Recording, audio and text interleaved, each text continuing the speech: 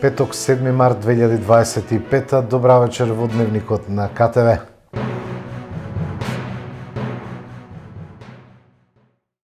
Веќе почнуваат да се гледаат и видливи се резултатите од нашата работа. Економијата во Македонија повеќе не е во стагнација, оцени денеска министерката за финансии Гордана Димитриевска-Кочовска, осврнувајќи се на податоците што денеска ги објави Државниот завод за статистика за невработеноста, индустриското производство и извозот.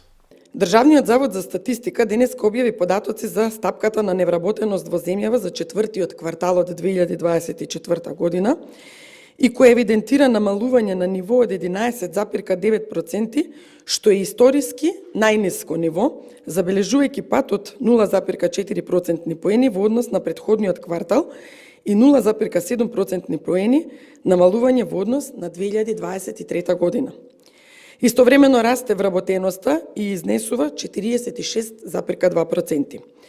Исто така, позитивни резултати, забележани по подолг временски период, има и индустриското производство, кое за јануари 2025 забележа раст од 1,4%.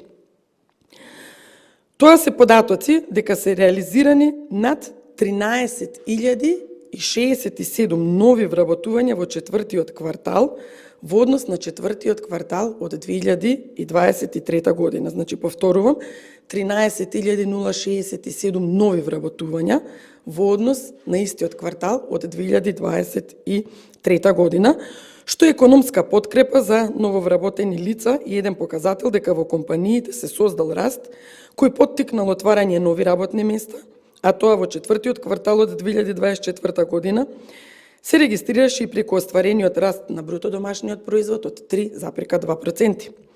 Исто така, Државниот завод за статистика забележа и податок кој покажува позитивни резултати кај извозот. Во јануари 2025 година вкупниот извоз бележи пораст од 5% во однос на истиот период од претходната година и после долг период имаме позитивни резултати во извозот. Како што е познато во јавноста, затекнавме економија која што беше во стагнација и тоа бараше од нас итни и неодложни мерки на краток рок, за да возможиме економијата да почне да се опоравува и да се фокусираме на политики кои што ќе овозможат засилена економска активност со просечни стапки на раст од 5%. Клучно е дека за овој процес да се покрене, а имајќи ги предвид достигнувањата на економијата во првите два квартала од 2024 година, е создавањето предуслови за сигурно бизнис обкружување, кое влијае на реализација на инвестиции, отварање нови работни места и повисок стандард.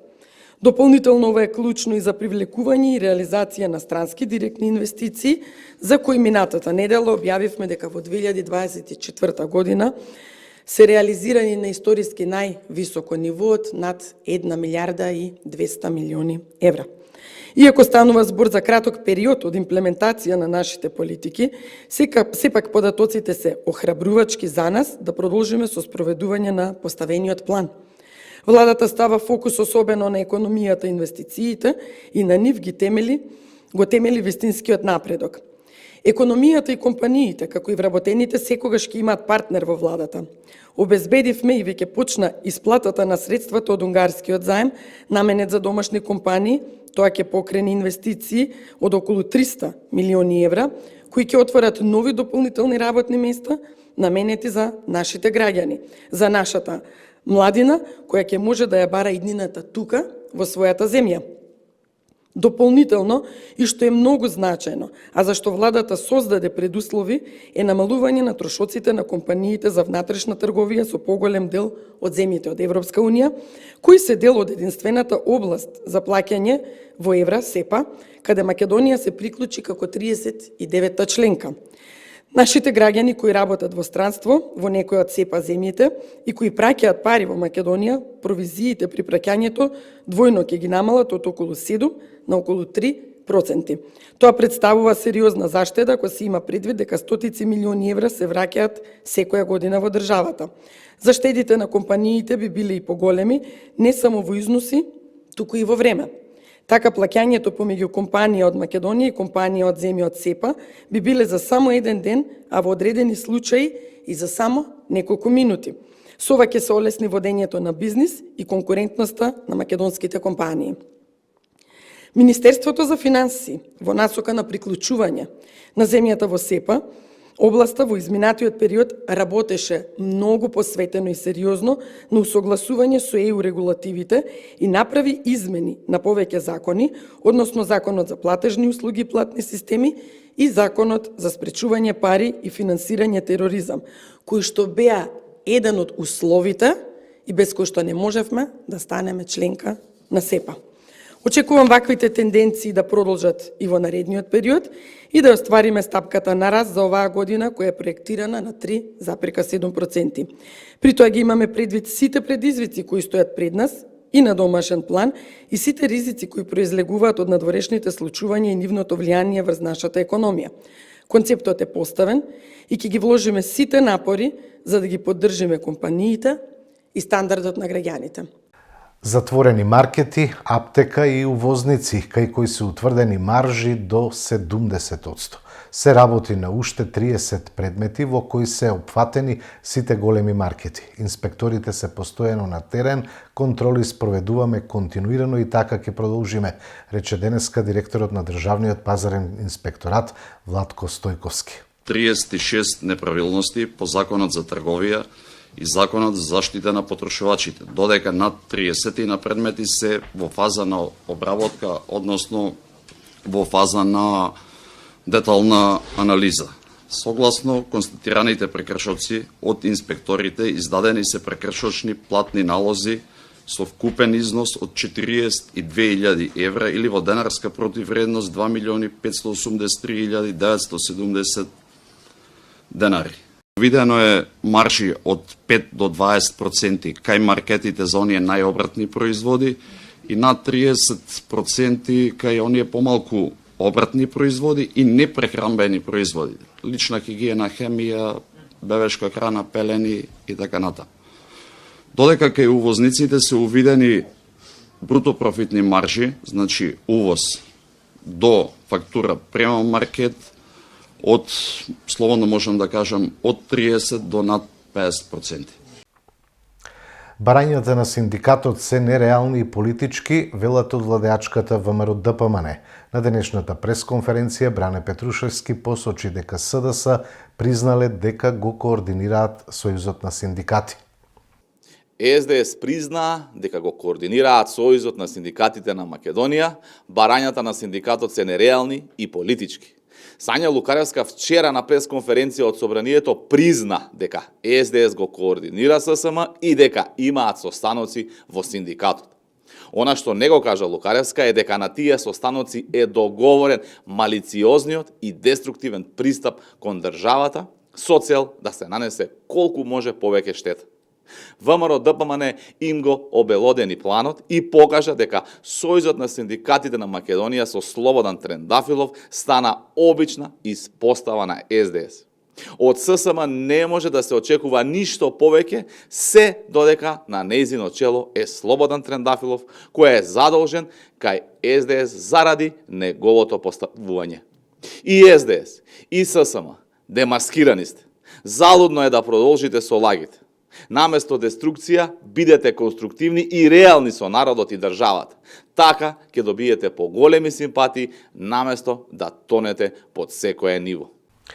ДПМН го напаѓа синдикатот само затоа што не сака да ги покачи платите, реагираа денеска од опозиционата СДСМ. Па ова што го слушаме од представници на ВМРО ДПМН е класична манипулација. Класична стратегија на ВМРО ДПМН е секогаш кога не можат да решат проблем, кој што навистина треба да се реши, како што е во овој случај покачувањето на платите. Она што го слушаат од владините представници, граѓаните, не го заслужуваат. Работниците не заслужуваат ваков одговор, не заслужуваат да слушаат етикетирање, изговори зошто не може да се реши нивниот проблем. Граѓаните живеат во тешко време. Животниот стандард секој ден е се потежок и потежок. Она што го очекуваат од власта е секако да се покачат платите. И она што треба да го направи ВМРО ДПМН е токму тоа, да најде решение, наместо да навредува, наместо да етикетира и секако наместо да дефокусира, само за да не излезат во пресрет на барањата на граѓаните. Левица со предлог закон за зголемување на породилното отсуство од 9 на 18 месеци. Левица предлага зголемување на породилното отсуство на мајките од 9 на 18 месеци. Ова е една од мерките која нам ни е многу важна и е дел од нашата програма за која сметаме дека ќе најде на слух кај владачкото мнозинство ако земеме предвид дека ВМРО-ДПМН пред 7 години предложи сличен закон.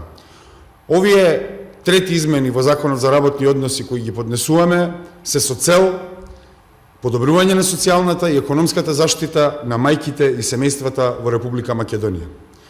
Предлог законот кој го поднесуваме предвидува продолжување на платеното породилно отсуство од сегашните 9 до 15 месеци, зависи од ситуацијата, на 18 месеци непрекинато за било која можна ситуација. Дали е тоа случај со едно дете, дали е тоа случај со повеќе деца или случај со посвојување на деца. Оваа мерка има за цел да им овозможи на мајките доволно време за физичко закрепнување и за градење здрава врска со нивните деца без страф од финансиска несигурност или губење на работното место. Овие измени се неопходни поради низа причини, од која првата причина е здравиот разум и фактот дека нашата држава е социјална држава. Понатаму можеме да ги издвоиме научните докази за важноста на првите месеци од животот, каде што истражувањата покажуваат дека долгото и квалитетно време поминато со родителот во првата година од животот е клучно за психофизичкиот развој на детето. Нашата држава треба да креира безбедни и оптимални услови за родителство. Понатаму имаме заштита на менталното здравје на мајките и на родителите генерално, затоа што годината по породувањето е критичен период за менталното здравје на жената и на родителите воопшто. Понатаму имаме компаративна анализа со европските земји, затоа што во повеќето европски земји породилното и родителското отсуство се значително подолги. Имаме Шведска, Словенија и така натаму. Во овој збир на земји некогаш се наоѓаше и Македонија. Македонија имаше позитивна и добра легислатива во однос на оваа проблематика од социјалната заштита, но со време породилното отсуство беше скратено. Понатаму имаме финансиска сигурност за семејствата, затоа што во сегашниот систем многу родители и мајки се принудени да се вратат на работа порано од што е препорачливо поради финансиски причини. Оваа измена ќе намали финансиската неизвестност и ќе им овозможи на семејствата стабилност. Средствата за финансирање на продолженото породилно отсуство ќе бидат обезбедени од буџетот на Република Македонија, а го предлагаме законот по скратена постапка затоа што сметаме дека материјата која предлагаме не е обемна и сложена.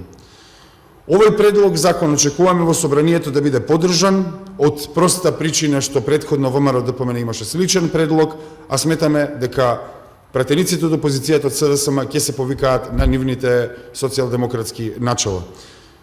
Апелираме до сите пратеници да го поддржат овој закон за да обезбедиме вистинска социјална заштита за оваа категорија граѓани. Бензин од Евросупер БС 95 од ноќеска на полнок поевтинува за 2,5, а Евросупер БС 98 за 2 денари по литар, додека цените на другите горива остануваат исти, одлучи денеска Регулаторната комисија за енергетика, водни услуги и услуги за управување со комунален отпад. Со одлуката се врши намалување на малопродажните цени на нафтените деривати во просек за 1,15%. СДСМ денеска најави протест против молкот на власта за Кочовска. СДСМ нема да учествува на седница ниту во клубот на пратенички, порача пратеничката од СДСМ Јована Тренчевска. Во пресред на 8 март, Меѓународниот ден на жената, ја изразуваме нашата почит и благодарност кон сите жени кои се бореле и сите жени кои денес се борат за еднакви права и подобра положба на жените во општеството. Собранието на Република Северна Македонија, токму во таа насока, веќе трета година поред одржува пленарна седница посветена на прашањето за родовата еднаквост. Иницијатива која започна во 2022 година, кога парламентарното мнозинство беше предводено од Социјалдемократскиот сојуз на Македонија. Но да се зборува за родовата еднаквост, за заложби и достигнувања, додека само пред неколку дена од собранијската говорница беше изречена тешка навреда и дискриминација кон жените, е крајно лицемерно и срамно. Министерката за финансии Гордана Кочовска со своите навредливи и понижувачки зборови покажа крајно непочитување кон жените и општеството. Онаа што е уште позагрижувачки е што не следеше никаква реакција ниту од неа, ниту од собранието, ниту од клубот на пратенички. Подпредседателката на собранието, Весна Бендевска, која ја водеше седницата, остана нема. Го премолче скандалот. Овој молк е подеднакво загрижувачки како и навредите што беа изречени. Пратеничките од ВМРО-ДПМН во клубот на пратенички спречија институционална реакција и осуда на дискриминацијата. Иако првично се согласија дури со ублажени формулации, добија наредба од партијата и истиот ден се повлекоа. Наместо да одлучуваат жените кои се избрани тука во собранието, пратеничките на ДПМН дозволија Мицковски да одлучува за нив. Кога молчиш пред навредите, пред дискриминацијата, тоа значи дека ги поддржуваш. Денешната седница треба да биде простор за дебата за правата и положбата на жената во општеството. Но како да учествуваме во дискусии кога истите тие кои требаше да реагират, молчат? Нема да учествуваме во лицемерни процеси да прифаќаме молк пред неправдите. Затоа пратеничката група на Социјалдемократскиот сојуз на Македонија и коалицијата нема да учествува на пленарната седница посветена на 8 март. Нашето отсуство е протест против неправдата, дискриминацијата и промолчувањето на навредите кон жените. Дополнително, пратеничките од СДСМ и коалицијата нема да учествуваат во работата на клубот на пратенички и Комисијата за еднакви можности во собранието, се додека не видиме конкретна акција и осуда на навредливите изјави. Нема да запреме со реакциите се додека Гордана Кочевска не ја поднесе оставката или не биде разрешена. 8 март не е само ден за честитки, туку ден за акција. Борбата продолжува.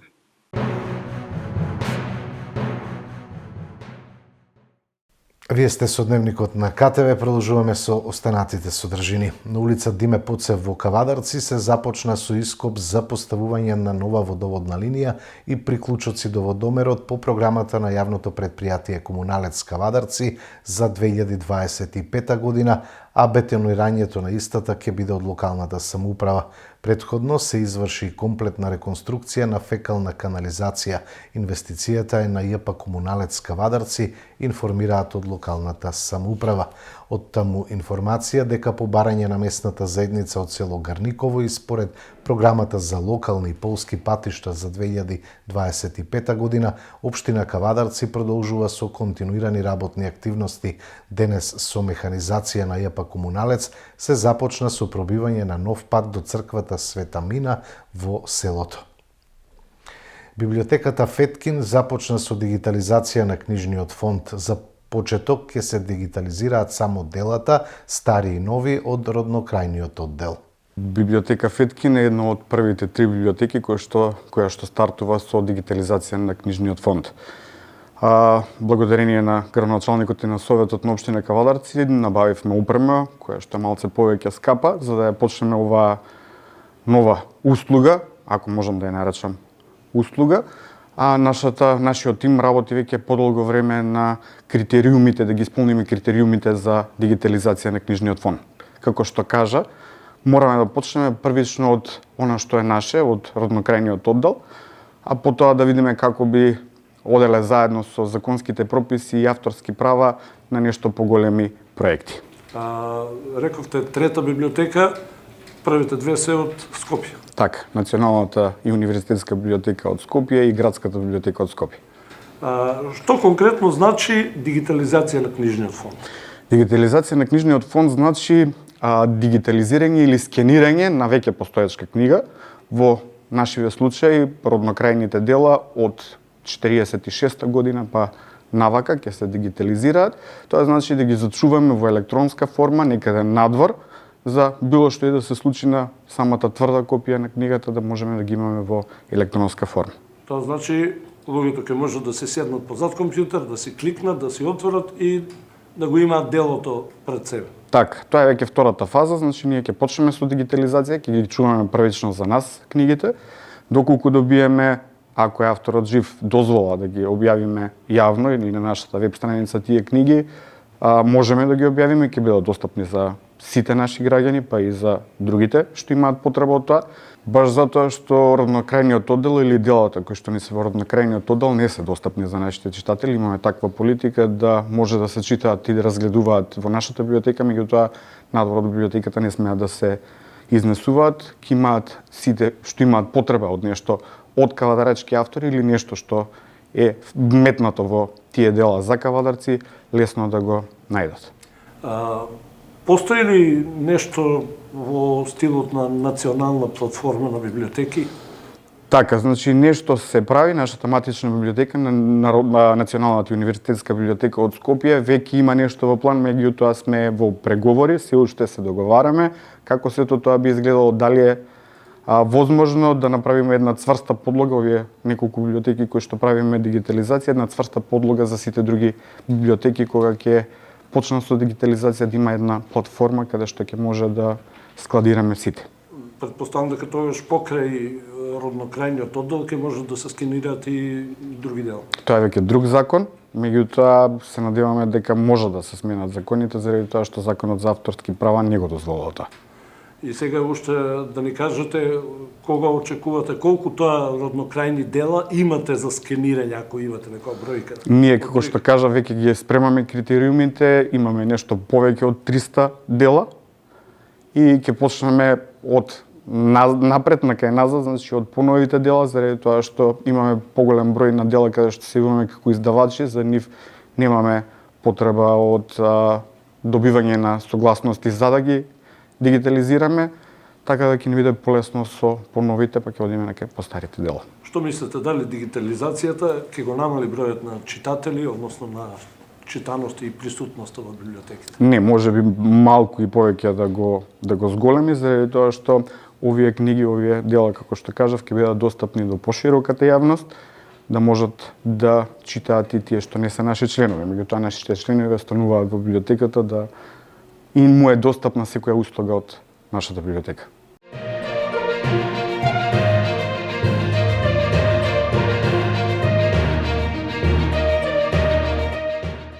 Во Дневникот продолжуваме со информации од спортот. ГФК Тиквеш во недела од 14 часот гостува кај силниот работнички. Скопјани заостануваат само 5 бода зад лидерот Шкендија, а за кавадарчани секој бод е злато вреден.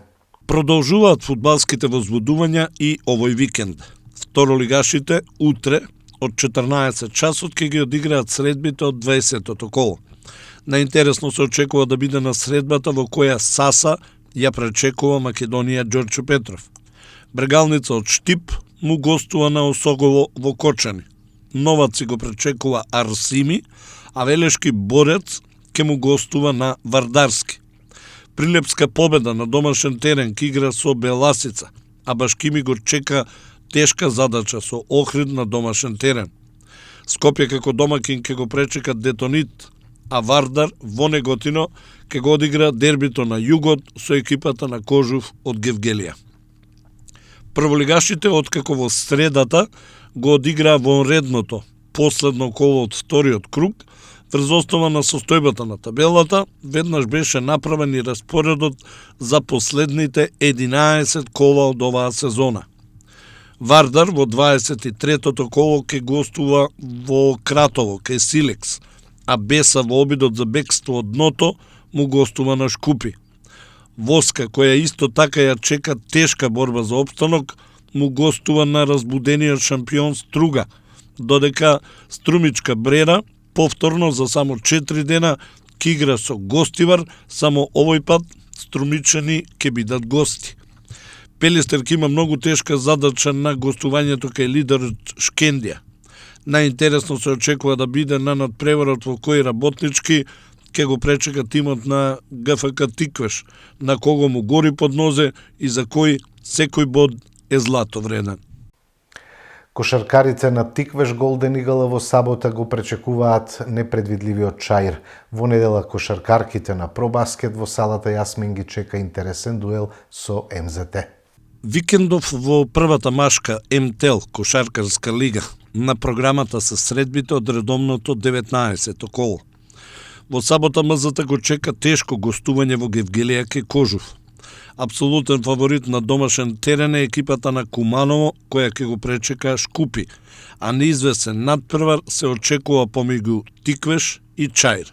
Кавадарчани мора да го искористат домашниот терен, бидејќи математички се уште имаат шанси да разигруваат во плейофот. Средбата Тиквеш Голден Игл Чаир се игра утре, сабота во салата Јасмин, со почеток од 19 часот.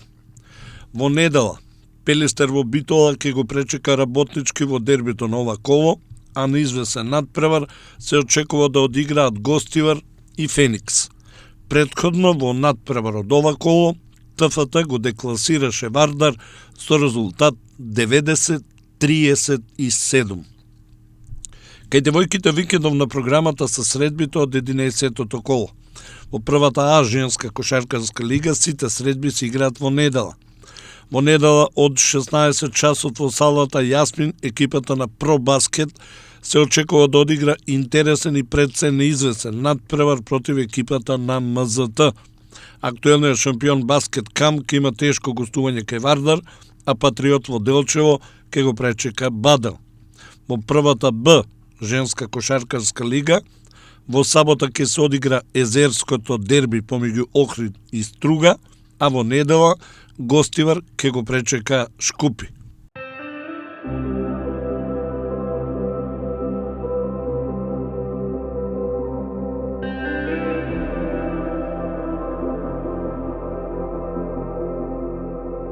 Времето наутро постудено, преку ден сончево и топло, ќе дува слаб до умерен јужен ветер, температура од -2 до 22 степени. Од средината на новата работна седмица ќе има локални врнежи од дожд, наместа поројни проследени со појава на грмежи и засилен јужен ветер. Го гледавте дневникот на КТВ, имајте секое добро.